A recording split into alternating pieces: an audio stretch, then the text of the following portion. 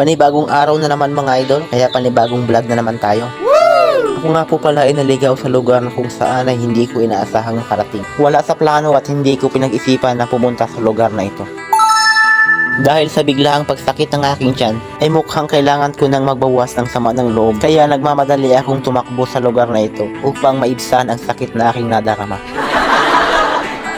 Sa aking pagmamadali ay nasalubong ko ang bakang ito na sobrang sama ang tingin sa akin.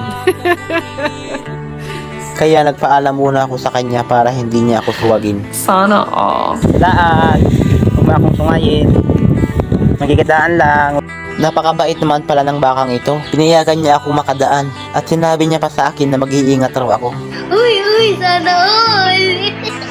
Kaya naman ako'y dali-daling umalis upang makasurvive sa sakit na aking nadarama.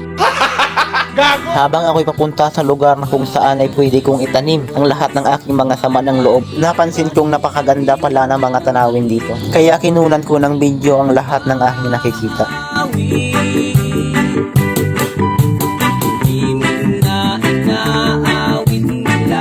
Sobra akong na-enjoy mga idol sa aking mga nakikita. Kaya naglibot-libot pa ako kung saan-saan para lang makita ang magagandang view.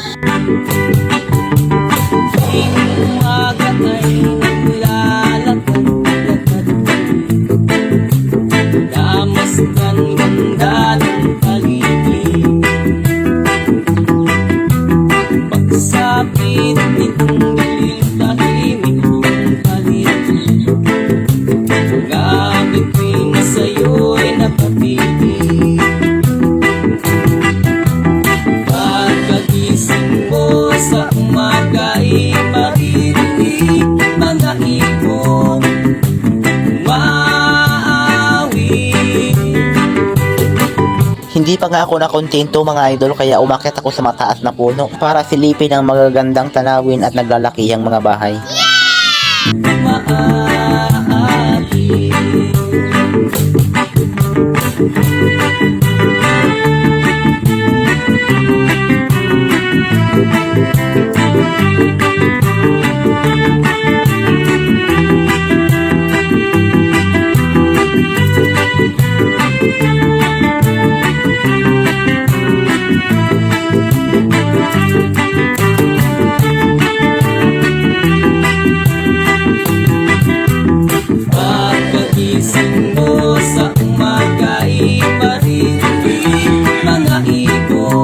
Habang ako'y nasa taas ng puno, feeling ko nakasakay ako sa helicopter.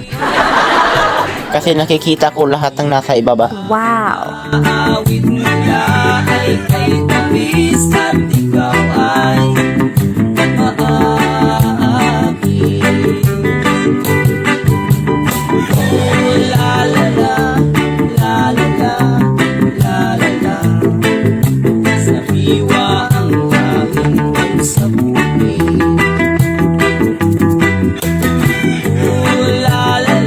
Sobrang saya ko sa mga oras na ito mga idol. Para akong isang ibon na malayang nakakalipad saan man nila gustong makarating. Kaya ini-enjoy ko ang mga panahong ito kahit ako'y nag-iisa lang. Yes!